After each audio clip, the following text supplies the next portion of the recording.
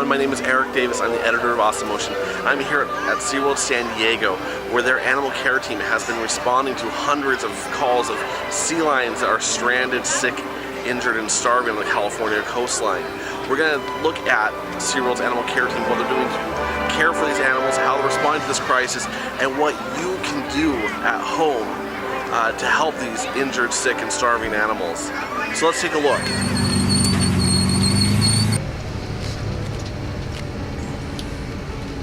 We got one off the jetty right here, big sea lion.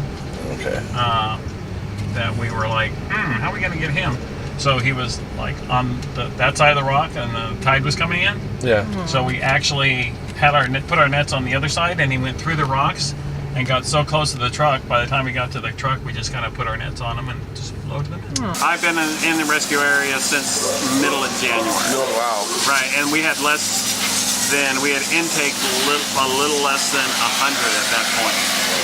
And then since this gets erased through multiple feeds, I'm just scribing and trying to make sure everything's good. And with so many animals, it gets confusing. And we're giving medication, liquid medicines, or liquid food, solid food. Yeah. Certain animals need to be weighed, but it's super overwhelming to weigh every animal on every day. So they do a couple each day. Okay. So out of this group of like 30 animals, like 10 are getting weighed today, and 10 will get weighed tomorrow, and 10 will get weighed the next day. So I'm just trying, since there's like 5 different variables, I'm taking all the variables and putting it on one piece of paper. Nice. Disease is rampant. Not making it as clean as possible. I'm gonna go get my glove, right? We have currently have just under 300 sea lions in our hospital on site. We've responded as of today to over 400 sea lions. Some of them we've already been able to release to lessen the caseload, but it's a lot of work for a lot of people. These animals, when they come in, they are malnourished, they're dehydrated, they are literally dying on our beaches, which is why we pick them up. So when they come in, they require some very intensive care, which consists of 3 times a day feedings, which is a very hands-on, laborious process. The feeding protocol we use is one that we've developed over the years from working with our own sea lions. So at least we have experience raising sea lion pups and so on, but not in these numbers. So what's actually happening is that one of our shows has actually been shut down, so all these trainers temporarily have joined the rescue team. One of our interaction programs has been shut down, so those trainers join our rescue team. There are aquarists, aviculturists that all have reassigned their shifts temporarily to join our rescue team. We are temporarily housing all these sea lions in need in it. And then we're actually also in the process of building pools, literally building temporary housing for these animals. So it's definitely an unusual year. We're doing things that we don't usually do in usual stranding years. But that's what happens if you have 3 times as many sea lions in only the first trimester. This is a critical care unit. This was actually just built this year. And it houses, for the most part, houses our really critical animals. We're able to get them out of the elements when it's on the 5 days a year it rains in San Diego, when it's real cold and windy, or when they're just really thin and lethargic. So we've got a built-in area here as well as one on the other side, and then we can house all our cages. It also doubles as a processing area for when we intake animals. We're able to back our truck up right up to the facility, take the animals off, get a weight. For larger animals, we've got a crane system. So it's a great intake area as well as processing and housing them. A lot of what we see in our area, we're getting the new guys, so we're seeing a lot of hypoglycemic. So their blood sugar has dropped, and what our immediate response to that is to get dextrose on their gums. They absorb that real quick, and that's a great catch, but it's going to spike, and we know it's going to drop. So we have to be able to sustain that for them, and that's done through getting food in their stomach also with dextrose in it, as well as sub-Q fluids with dextrose. And that's where we usually get that part started, and then get in contact with the vet so we can hopefully kind of stabilize them so we can get the vets over here to get a look on them and see if there's anything else. Pups that we're taking in now, actually we've been taking them in since December. They shouldn't be weaned, they should still be with mom until March or April. So they are being weaned at too young of an age from the moms. There is a possibility that disease has something to do with this.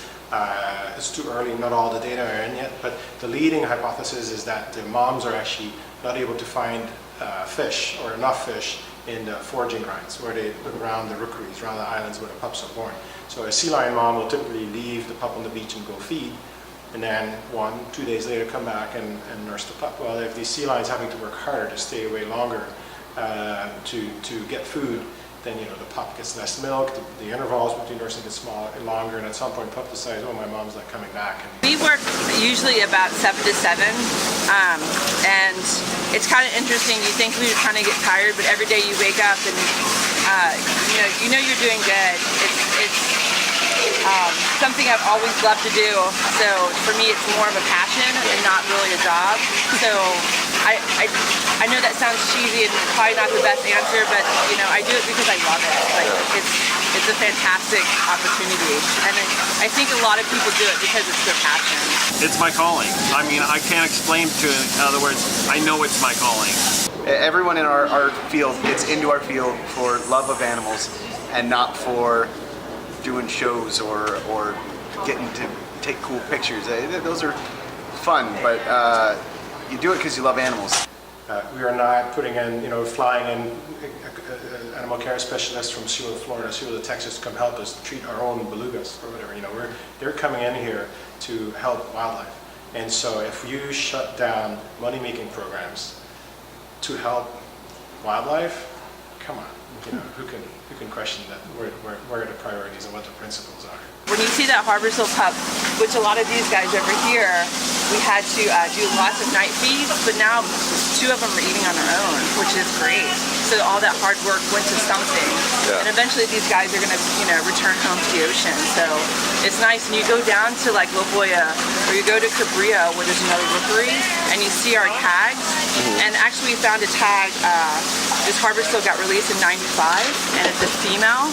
And we actually just discovered her this year, and she's full size. She's beautiful. She has a Harborsville pup, and that's like the full circle. You're just like, sweet. It's an experience we don't get in Texas, but it really lets you understand the bigger picture. We see what we talk about every day in our show and tell people about, but now I get to do it. After spending a few days with the rescue workers and the animal care workers here at SeaWorld San Diego, I've never felt more inspired in my entire life, seeing these dedicated men and women working tirelessly night and day to care for hundreds of sick animals that have been starving and down on the beaches here in California. These people are truly heroes, and they don't deserve your ire, they don't deserve your angry hashtags or your angry tweets. These people are on the front lines of conservation. SeaWorld is on the front lines of conservation. Accredited zoological organizations are on the front lines of conservation. Holding a sign, yelling something angry, or sending an angry tweet does nothing to save an injured, sick, or starving animal. Work with accredited zoological facilities. Work with nonprofits. Work with SeaWorld, work with these great organizations that are on the front lines of conservation, and let's help do something. Let's save these hundreds of animals that are sick, starving, and stranded on the beaches of California, the manatees that are dying due to cold stress in Florida, and the dolphins that are dying in Florida due to a virus outbreak. We can solve these problems together, but we have to work with the organizations that have the talents, the resources, and the ability to make a difference on our planet. You look at zoological organizations, they are the ones funding conservation. You look at the men and women who are working tirelessly. Those are the ones saving sea lions. The people who are picketing outside, who are protesting, who are using hashtags or hyperbolic phrases, are doing things to impede and prevent rescue and rehabilitation work and habitat restoration from happening. So work with us, join our cause, help your local zoo, help your local nonprofits that are working to save animal species, that are looking to rehabilitate, that are looking to restore habitat. We can solve these crises together, but it doesn't start with a protest, and it doesn't start with a tweet. It starts with real action, and we need your help here in Awesome Ocean. So please join us in our cause, into helping to save our oceans and supporting the men and women who are on the front lines of conservation. Because it's through your action and your help and your support that these projects, that these sea lions, and that these animals can be saved.